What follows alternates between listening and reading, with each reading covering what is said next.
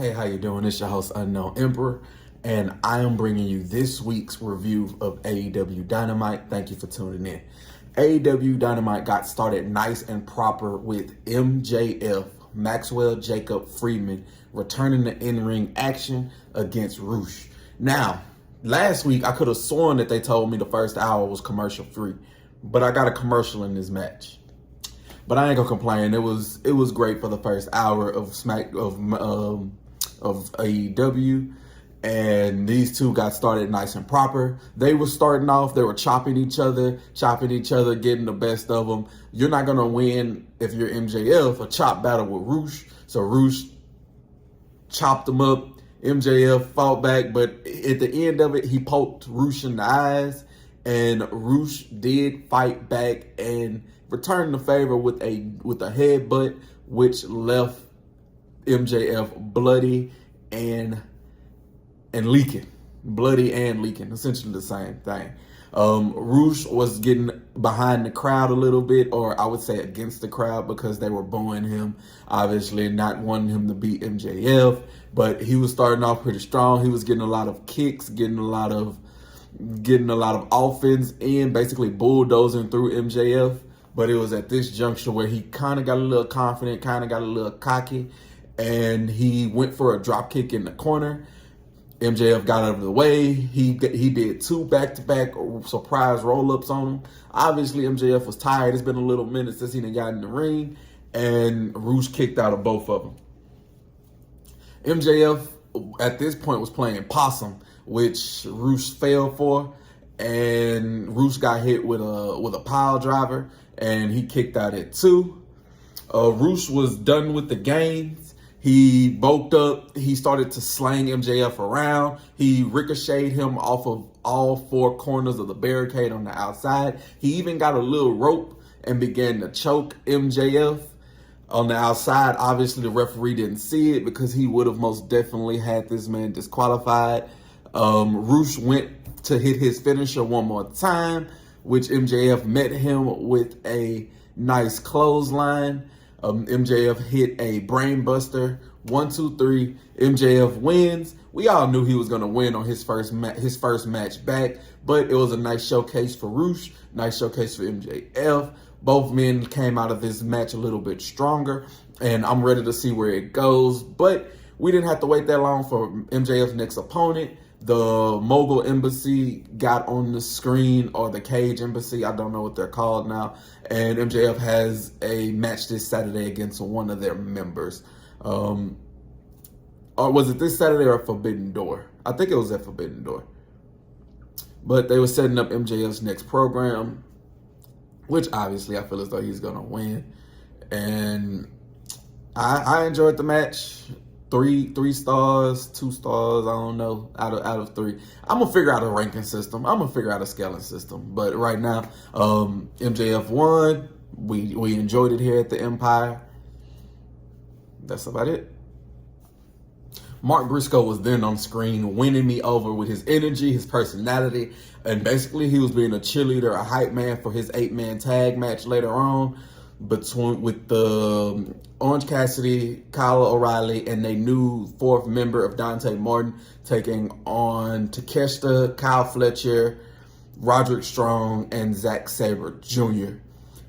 This led into our next segment, which was my 2 favorite wrestlers in AEW standing face to face, and that is William Ospreay, the aerial assassin, and our AEW champion, our glory, Swerve Strickland. They were standing in the ring face to face. Will Ospreay wasted no time getting to his point. He says, hey, bruv,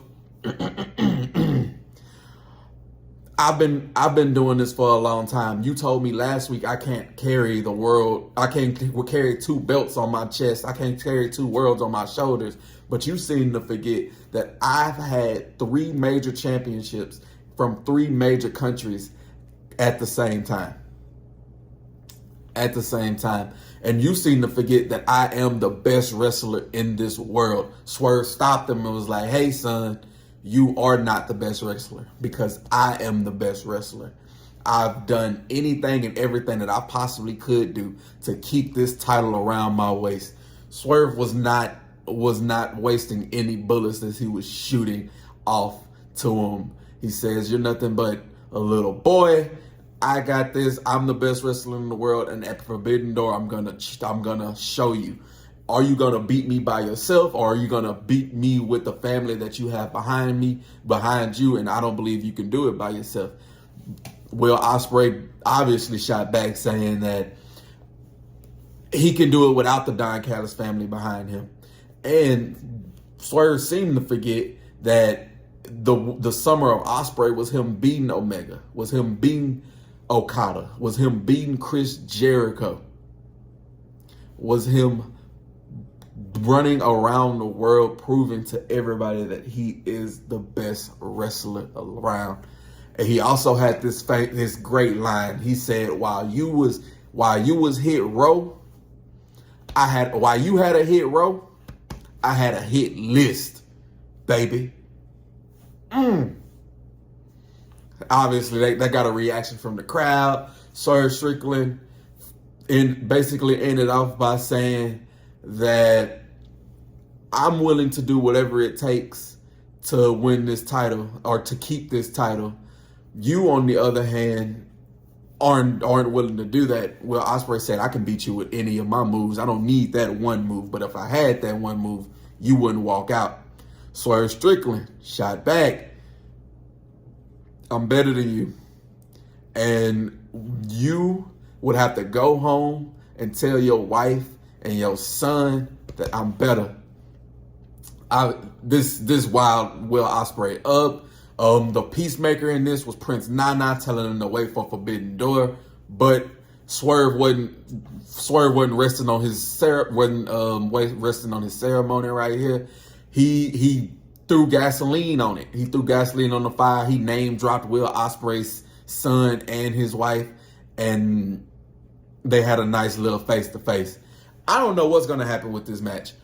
Obviously, you don't want Swerve Strickland to lose, but you don't want Will Ospreay to lose either.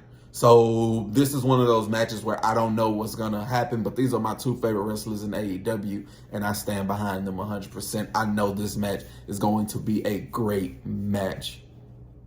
We then had the 8-man tag match that I mentioned earlier, the 4 men from Briscoe's team and the 4 men from Roderick Strong team. They had their 8-man tag match, and it started off exactly how you would expect it to, with a whole lot of chaos, everybody basically fighting, but 2 men, Zack Sabre Jr. and Orange Cassidy, who Zack Sabre Jr. was politely kind enough to wait for Orange Cassidy to get fighting ready, but everybody else didn't have that same type of patience. Mark Briscoe attacked Zack Sabre, Kyle Fletcher attacked Orange Cassidy, and then our match got started nice and proper with Kyle Fletcher and Mark Briscoe fighting, locking horns in the middle of the ring. These two, they were fighting, really trying to see who can get the upper hand on each other, but this is an 8-man tag match, so everybody had to get in and showcase their offense a little bit, and we had a preview of everybody's Forbidden Door match. Roderick Strong, Kyle O'Reilly went head-to-head, Zack Sabre Jr., Orange Cassidy, and then all the men that are in that TNT ladder match that is gonna take place later on. This is the first. Next, we had our first chaos moment. This was Roderick Strong hitting a submission move on Kyle O'Reilly. Zack Sabre Jr. had a arm bar on Orange Cassidy. Next, we had a flying Billy Goat in Mark Briscoe, who dove on the outside on the Kyle Fletcher. It was here when Dante Martin got his little lukewarm tag, and he got everybody out of it. He then hit one of his amazing dives off the top rope onto the whole pile. And like I said, this was Dante's time to shine. He has been gone a little while based off of an injury. I know he's returned recently, but we haven't seen him on AEW Dynamite TV in a while, so I was happy to see him back. Stuff started to settle down a little bit. Dante wanted to pick up the momentum a bit. He hit a Hurricane Rana on 2 people. He then hit a flying crossbody, but he got caught up with Takeshita and Kyle Fletcher. They hoisted him up for this amazing power bomb, which was off. Like, if you were to see this heat, they had to be so far off the ground. So it was a super avalanche power bomb that they hit them with, but it was broken up at 2. Chaos time again. Everybody was getting in, basically getting their one-on-ones out the way. The final 4 standing was Zack Sabre Jr., Kyle Fletcher, Kyle O'Reilly, Orange Cassidy. Orange Cassidy and Kyle O'Reilly dispatched of Kyle Fletcher. Then Roderick Strong came in. He hit his running knee on Kyle O'Reilly, but he didn't see Orange Cassidy. Orange Cassidy did hit him with the orange punch. 1, 2, 3. Your good guys get their win back. After the match, everybody was staring at each other, letting them know everything was good and real. When Dante Martin was leading, he did get attacked by Jack Perry, and Mark Briscoe chased Jack Perry away. It was a nice match. It was good, high entertaining. But in 8-man matches, it's kind of tough to review and get every spot because there's so many moving pieces. But I enjoyed the match. I enjoyed the 8-man tag. It was okay. Tag Team Eliminator was next. It was our EVPs, who are also the tag champions, Matthew and Nicholas Jackson, taking on the Acclaim, the team of Matt Caster and Anthony Bowen. Matt Caster was doing his signature rap, making it, was about to, but his mic got cut off, which was Okada on the screen, cutting it off and calling the Acclaim some bitches, which seems to be his new favorite word. Also, that distracted the Acclaim, which helped the Young Bucks, our EVPs, get the jump on them. Whenever they threw him in the ring, the match got started nice and proper. Anthony Bowen was nursing a nice thigh injury, which became a little bit more apparent after he hit a Famouser. And after that Famouser, he went for the super kick, but he couldn't plant his leg, but Matthew Jackson could, and he hit him with a super kick of his own, which Anthony Bowen kicked out at 2 after the fact. The Young Bucks at this point was just bullying Anthony Bowen, attacking his leg every chance that they got. But this wasn't without a fight. Anthony Bowen was about to get hit with the EVP trigger, but he caught both Matthew and Nicholas Jackson, and he was able to reverse the EVP trigger. But it didn't help out because he still got hit with the super kick. He got hit with a super kick party, but Matt Caster did break it up. Every chance that he got to save it, he was being a good and bad partner. Yes, you would want to get the win, but they were basically killing they were basically killing Anthony Bowen. Long and short, not the long of a short of it is, because this match was a nice match, but it was a quick watch. It was a long match, but it was still, like it breezed through. At this point, our EVPs had enough. Nicholas had handed Matthew Jackson a title. He went to hit Bowens. Bowens got out of the way. Matthew almost struck the referee. While the referee was getting that title out the way, Nicholas was going to hit him with the other title, but he ended up hitting Matthew. Bowen threw Nicholas out of the ring. He hit Matthew with the arrival. Matt Caster hit the mic drop off the top rope. And 1, 2, 3, the Acclaim gets a future tag team championship match. I don't believe they're going to win it, but it did set up a nice little program. This will be the first title defense that the EVPs has had in a while. I think since they won it. I could be wrong, though.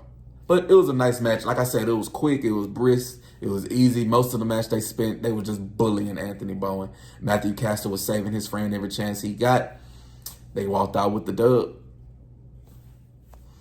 We had an AEW women's contract signing for our AEW Women's Championship, which means our beautiful, timeless Toni Storm had to make her way to the ring. But that wasn't before Mariah May introduced Mina Shirakawa to the ring first.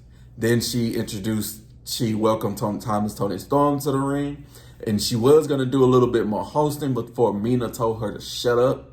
Then she turned her attention to Toni Storm. She said, "Toni, you're soft. Toni, you're weak. And then at Forbidden Door, I'm going to take that title from you and Mariah May." Toni Storm shot back saying, "First, don't you talk to Mariah May like that or I'm going to slap your tits off. Second, you better be ready because it's chin up tits out, and watch for that motherfucking shoot. And then she signed the contract. After she signed the contract, it was going to be a little bit more of an exchange, but Saraya and Harley Cameron had came out. Then they said they didn't come alone, and we got a returning Anna Jay back. She was attacking Mina. Saraya and Miss Cameron was attacking Mariah May in the ring. Toni Storm came in for the save, and she was going to put Saraya through the table with Sweet Chick music, but Cameron and Anna pulled Saraya out the ring, so Toni Storm went flying through the table, and Mina and Mariah was sitting at the top of the rampway, you know, not even trying to help Toni Storm out. So is that who Mariah's siding with? She better not cost my girl that title. And what is this new faction? Is this like the new Outcast kind of with Saraya? So it's a lot to unpack with this segment, but it's timeless Toni Storm, so you know I enjoyed every second of it. Chris Statlander taking on Nyla Rose to see who advances in this Owen Hart tournament then took place next. These two women are great at what they do. Very powerful women, and they wanted to showcase that to start off. They were basically going back and forth to see who was more powerful. Nyla Rose was getting this advantage, but she got a little bit too cocky, a little bit too enamored with the crowd. So Chris Statlander gave her a big boot, which knocked her to the outside. These two were getting a nice bit of time. It wasn't a 2-minute, 3-minute type match. It was a good length of it. So these two had a nice bit of time to showcase how strong and powerful they were. Chris Statlander wanted to take her power to a little bit more. She wanted to show her acrobats. So she went up for a 450 splash. She missed. Then she got hit with an elbow by Nyla Rose. Nyla Rose did go for the pin, but Chris Statlander kicked out at 2. It was now Nyla's turn to go to the top rope. She didn't learn from Chris. She took a little bit too much time. Chris Statlander hit her with a big boot, hit her with a tombstone pile driver. 1, 2, 3. Chris Statlander advances in the Owen Hart tournament. Stokely had grabbed the microphone, was going to down talk Willow. Willow appeared on the big screen and said, hey, you need to be paying attention to them brackets because we will see each other soon. If I were to win my match this Friday, I'm going to see you soon. And me, now, if I were to give me a ranking of my wrestlers on AEW right now, it would be Swerve, Will Ospreay, Toni Storm, MJF, and I would sneak Willow right there at number 5. Her personality over the past couple of weeks has just won me over as a person, and I just want to see her win. So I enjoyed this match. I mean, it was okay. It was quick. I mean, it'd get like 1 crown on the ranking if we was ranking it. Only because, it wasn't, it was more or less the after-match angle that propelled it. But these were 2 great wrestlers, 2 nice at what they do, and they gave us something good for it. Daniel Garcia next, he beat a man named Titus. That, as quickly as I said that, is as quickly how this match essentially went. Daniel Garcia hit 3 neck breakers. He hit that little guillotine DDT that he hit last week, and he got the 1, 2, 3. He was celebrating. Daddy Magic on the outside was getting attacked by the Gates of Agony. He turned his attention. Brian Cage came and attacked Daniel Garcia, so they were brutalizing these 2 men. MJF came out for the save. He was holding his own for a little bit, but the number games got the better of him. Then we got an unexpected save from Will Ospreay. He came, him and MJF got rid of the rest of the Gates of Agony, and they had their little stare-off. And they went their separate ways. It wasn't really much I could say about this. That essentially was it. But I enjoyed it. I liked it. It's Will Ospreay. I just told you, them two of my top 5 favorite wrestlers in the ring. I gotta love it. See, this AEW was a quick and easy watch because you already know it's main event time. Claudio Castagnoli taking on Pac. The last time that these two fought Pac end up injured, missing Wembley Stadium. So these two do have a nice little grudge on them, and these two was not standing on ceremony. They were added from the bell ring. Straight off the rip, Pac hit an amazing missile drop kick. And then he was throwing Claudio from barricade to barricade and was going to inflict a little bit more damage while he was running up on Claudio. Claudio threw him in space. Threw him in space. And then when he came down, he got hit with this amazing Sagat uppercut. It was great. If you go back and just watch those 10 seconds of how high in the air Pac was, he was up in the air high, and Dante Martin from that Avalanche Powerbomb was up in the air high. These two people was up high. And I know a thing or two about being high. Back